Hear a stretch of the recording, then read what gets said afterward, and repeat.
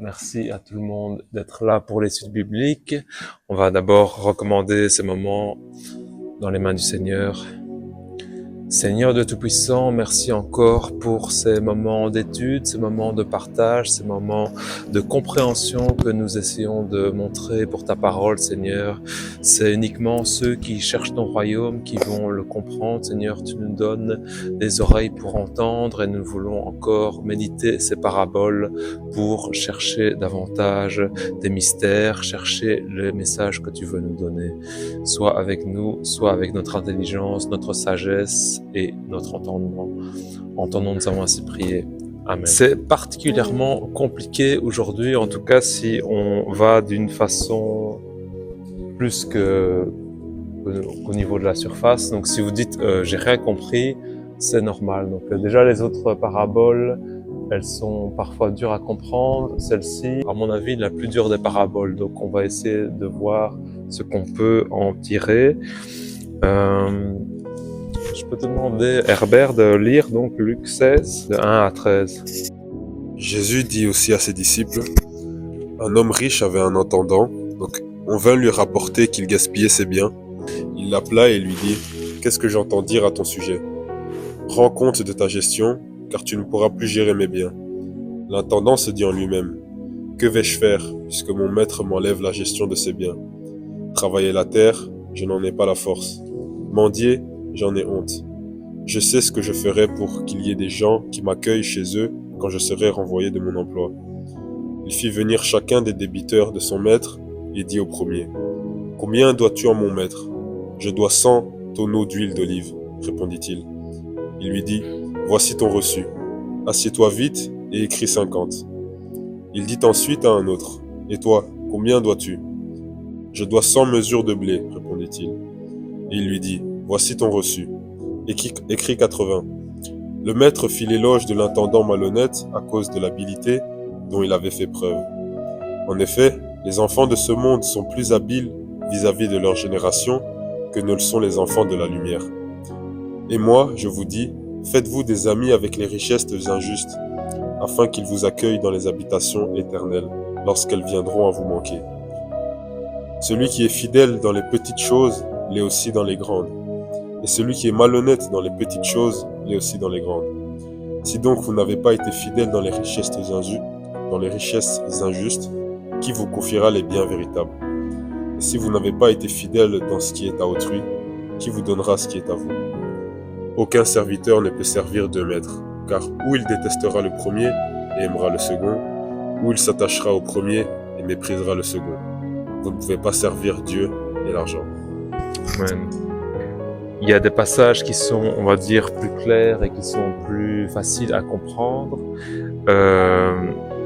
Est-ce que quelqu'un veut nous donner une compréhension globale ou alors plutôt un questionnement de la partie qui est plus floue à comprendre? Les choses qui sont moindres, mais même dans les choses qui sont moindres, on doit pouvoir être juste pour que le jour où on a des plus grandes choses, on soit en fait aussi juste, qu'on ait toujours le même protocole en fait de la justice par rapport aux choses qu'on fait. Mais par contre, et ce que je comprenais aussi, c'est qu'on pouvait pas servir, donc on peut pas servir Dieu et servir quelqu'un d'autre en fait. C'est soit on sert Dieu, soit on sert quelqu'un d'autre, mais on peut pas être tiède en fait. Je suis un peu dans les deux, je fais un pied, comme on dit, un pied l'un, un pied l'autre. Il faut qu'on serve, soit qu'on sert Dieu, soit si on sert pas Dieu, c'est qu'on sert quelqu'un d'autre. Et j'avais juste fait la petite recherche, parce que dans la version que j'ai, ils disent vous ne pouvez pas servir Dieu ou Mammon.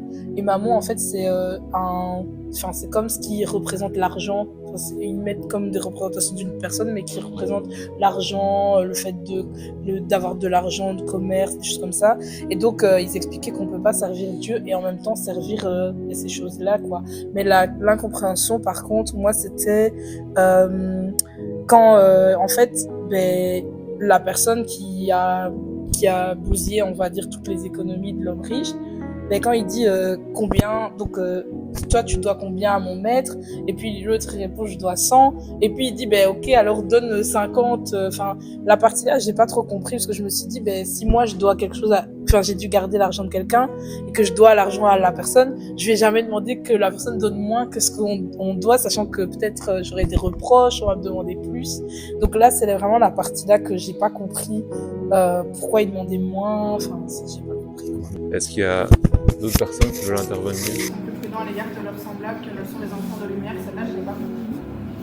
Et alors, il y avait, par rapport au verset 10, celui qui est fidèle dans les moindres choses l'est aussi dans les grandes, et celui qui est injuste dans les moindres choses l'est aussi dans les grandes. Moi, j'ai fait un parallèle avec ma vie personnelle, parce qu'en fait, moi, j'ai un problème. Je pensais que c'était un problème, et j'étais très psychorigide par rapport aux mensonges, dans le sens où, pour moi, quelqu'un qui peut mentir sur quelque chose qui est très banal, en fait, peut mentir sur tout. Et ce verset-là, du coup, j'ai fait le parallèle avec ça, et je me dis qu'en fait, c'est peut-être pas moi qui suis psychorigide, mais qu'en fait, ça rejoint la parole. Et donc, ça m'a parlé beaucoup ce verset-là. Et en plus, ça c'est un détail, mais c'est la Bible à maman, et j'ai vu qu'elle avait souligné principalement ce verset-là aussi, donc je me dis que ça doit faire partie de mon éducation. Voilà. Quelqu'un qui veut réagir?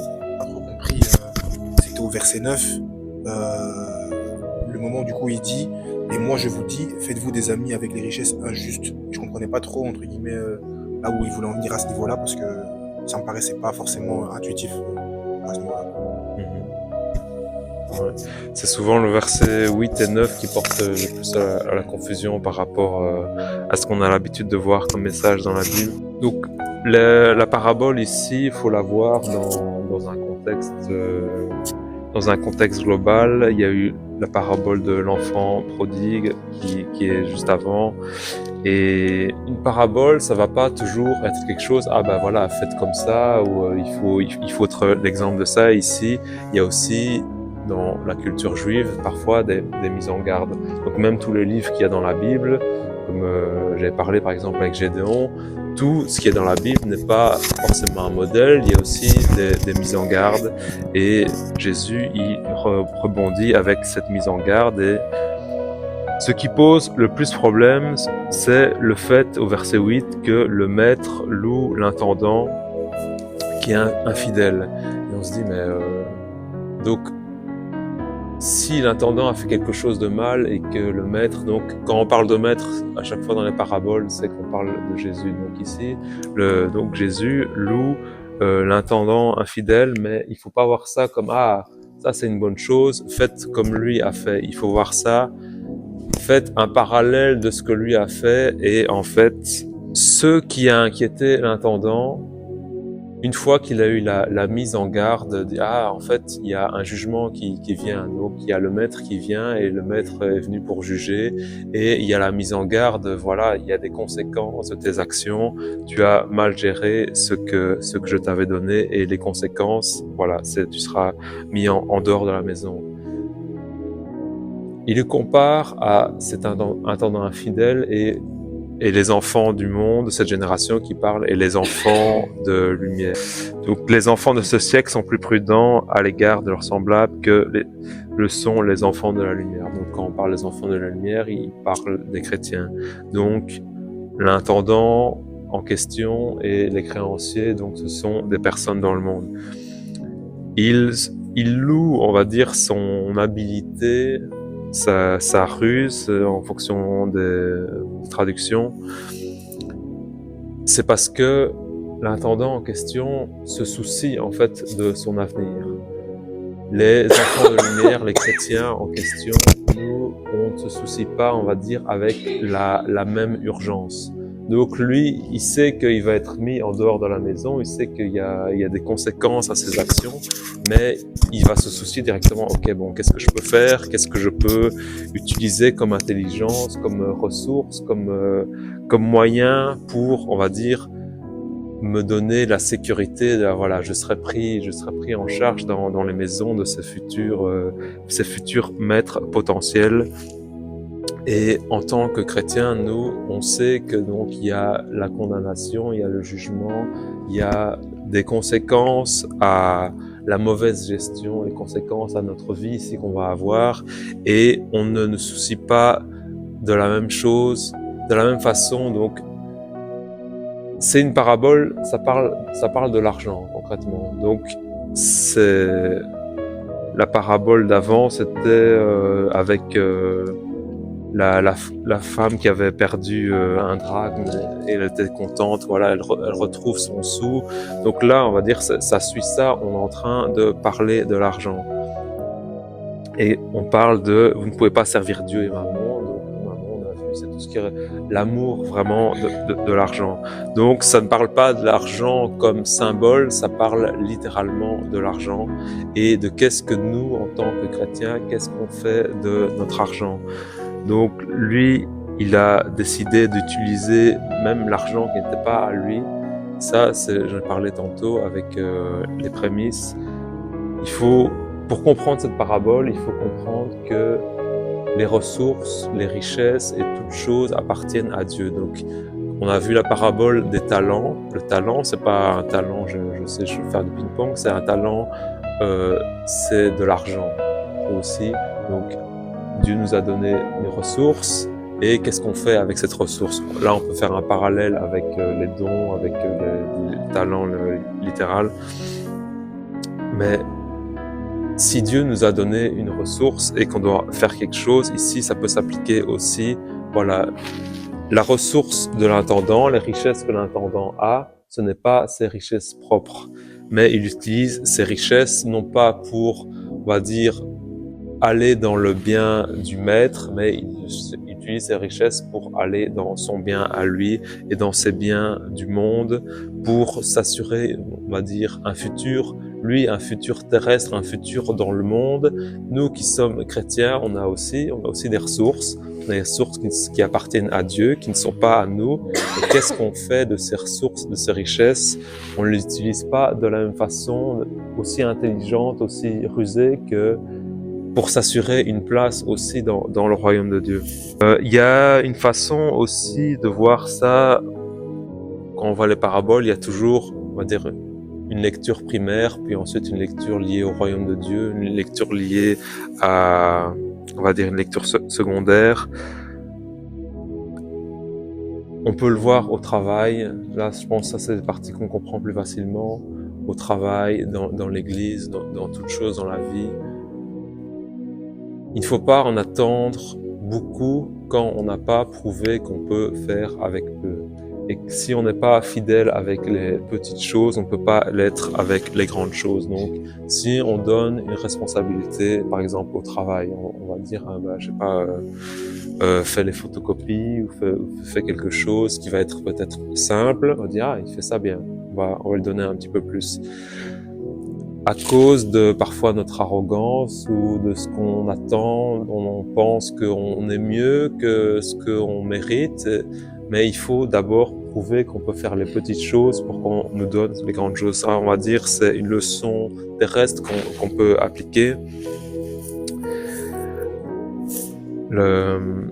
L'apôtre, elle, avant d'être pasteur, je me souviens, on allait à Bruxelles, moi j'étais très enfant, et une des responsabilités qu'elle avait, c'était accueillir les nouveaux et donner des boissons. Alors je me souviens que les verres, tout était préparé, tout était bien nettoyé, tout était couvert, et la responsabilité qu'elle avait, donner juste à boire aux personnes nouvelles, c'est quelque chose qu'elle prenait avec crainte, voilà, ça c'est ma responsabilité, je vais faire en sorte que ce qu'on m'a demandé, il se soit fait de façon parfaite, qu'il n'y ait pas de choses à reprocher. Donc, pour notre vie professionnelle, même pour notre vie à l'église, quand on nous demande quelque chose, on va être testé et on va voir, ok, est-ce que cette petite chose qui nous a été confiée, cette petite responsabilité, est-ce qu'on peut le faire de façon digne? Est-ce qu'on peut vraiment le faire de façon à servir le maître en question? Et en fonction de ce qu'on nous donne, si on nous donne une petite chose et qu'on le fait bien, on va pouvoir donner une grande chose. Et le verset des richesses injustes. C'était aussi assez dur à comprendre, mais il faut voir ça.